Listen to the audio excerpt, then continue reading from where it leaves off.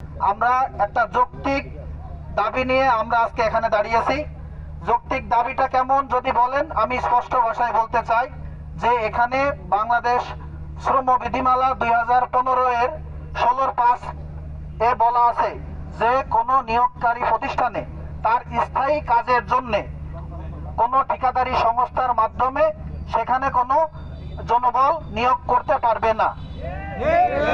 এছাড়াও এই আইনটা আবার সংশোধন হয়ে এর গুরুত্বটা এতটাই বেশি যে সেটা 2022-এর 18(2) বলা আছে যে কোনো প্রতিষ্ঠানে যদি নিরবিচ্ছিন্নভাবে 6 মাস বা 180 দিন, আমি আবার বলি 6 মাস বা 180 দিন একধারে সেই কাজটা চলতে থাকে, একধারে সেই কাজটা চলতে থাকে, তাহলে সেই কাজটা পার্মানেন্ট কাজ বা প্রকৃত একদম স্থায়ী কাজ হিসেবে গণ্য হবে। এখন আমরা যারা এইখানে বিএটিতে কর্মরত ফিল্ড টেকনিশিয়ান পদে যারা আমাদের সহযোদ্ধা যারা আছেন, সবাই আমরা এখানে নিরবিচ্ছিন্নভাবে আমরা এই কাজটা করে থাকি। এবং এটা কিন্তু শুধু 6 মাস না, 6 মাস না, 12 মাস। কেউ আছে এখানে 20 বছর, 15 বছর, 10 বছর, 5 বছর, 2 বছর এক টানা এই কাজটা করছে, অথচ এইখানে আমাদের স্থায়ী কোনো নিয়োগের ব্যবস্থা নেই। আজকে সেই জন্যই আমরা আমাদের অধিকারের আদায়ের জন্য আমরা দাঁড়িয়েছি। আমাদের ন্যায্য অধিকার, ন্যায্য দাবি, আমাদের শ্রমের মর্যাদার জন্য আমরা এখানে দাঁড়িয়েছি। আমরা এখানে কোনো অযৌক্তিক দাবি নিয়ে দাঁড়াই নাই, বা আমাদের যে অবস্থান আজকে, এই অবস্থান বিএটির ম্যানেজমেন্ট বা কোনো প্রতিষ্ঠান বা কোনো ব্যক্তির বিরুদ্ধে নয়। এটা হচ্ছে আমাদের একটা যৌক্তিক দাবি, এবং আমরা এই যৌক্তিক দাবিটা আমরা একদম আইনিভাবে লড়াই করছি।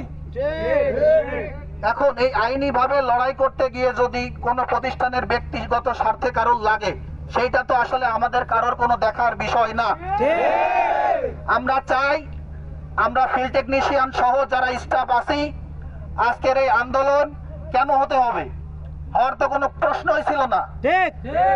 বিগত দিনেও আমরা এখন যেমন থার্ড পার্টির মাধ্যম দিয়ে বা ঠিকাদারি প্রতিষ্ঠান থার্ড পার্টি, আমরা আসলে যদিও বা এটা থার্ড পার্টি বলি, এটা আসলে কোনো থার্ড পার্টি প্রতিষ্ঠান নয়। এই বিএটি এর সাবেক কিছু কর্মকর্তা আছে যারা তাদের অসাধু মন মানসিকতা নিয়ে একটা থার্ড পার্টি বা ঠিকাদারি প্রতিষ্ঠান চালু করেছে, যার মাধ্যমে আজকে এই বাংলাদেশে আমরা যারা ফিল্ড টেকনিশিয়ান বিএটিতে কর্মরত আছি, সবাই তাদের এই ঠিকাদারি প্রতিষ্ঠান গড়ে তোলার মাধ্যমে তাদের ব্যক্তিগত স্বার্থ হাসিল হচ্ছে, যে কারণে আজকে আমরা সবাই সাফার করছি এখানে। আমাদের পরিবারে আজ আমরা পরিবার রেখে এই আন্দোলনে জড়িয়েছি। এই আন্দোলনে থাকার কারণে আজ আমাদের পরিবার একটা অনিশ্চয় ভবিষ্যতের মধ্যে পড়ে গেছে। অথচ যারা এখানে বিএটির ম্যানেজমেন্টে আছেন, এই ফিল্ড টেকনিশিয়ান পদটা বাদে যারা ঊর্ধ্বতন ব্যক্তি আছেন, সবার তাদের সামাজিক মর্যাদা, পরিবারের ভবিষ্যতের নিশ্চয়তা সবকিছুই আছে। অথচ আমরা আজ আমাদের ভবিষ্যৎ অনিশ্চিত, আমরা একদম একটা শূন্যছাড়া হয়ে গেছি, যে কারণে আজ আমাদের ফিল্ড টেকনিশিয়ানদের কোনো মূল্যায়ন করা হয় না। কাগজে কলমে আমাদের নাম ফিল্ড টেকনিশিয়ান পদে থাকলেও আসলে আমরা এখানে কোনো পদেই কোনো কিছুতে নাই। ঠিক, আমাদের মর্যাদা একটা লেবারের চেয়েও খারাপ। একটা ফিল্ড টেকনিশিয়ান বিএটির অফিসে যাওয়ার পর সেখানে বসে এক কাপ চা কেউ খাওয়ার যোগ্যতা সবার আছে এখানে। এখানে আমরা সবাই শিক্ষিত মানুষ, কেউ আছে বিএসসি, কেউ আছে কৃষি ডিপ্লোমা, কেউ এমএসসি পাস করা একটা ছেলে, সে তার শ্রমের মর্যাদা, তার চাকরির মর্যাদা, তার পারিবারিক সম্মান এখানে কোনো কিছুই পাওয়া হয় না। আর সেজন্যই আমরা দাঁড়িয়েছি। আমি বিএটির ম্যানেজমেন্টকে স্পষ্ট ভাষায় বলতে চাই, আপনারা দেখেন, আপনারা বসেন, আলোচনায় আসেন এবং যৌক্তিক সমাধান নিয়ে আসেন।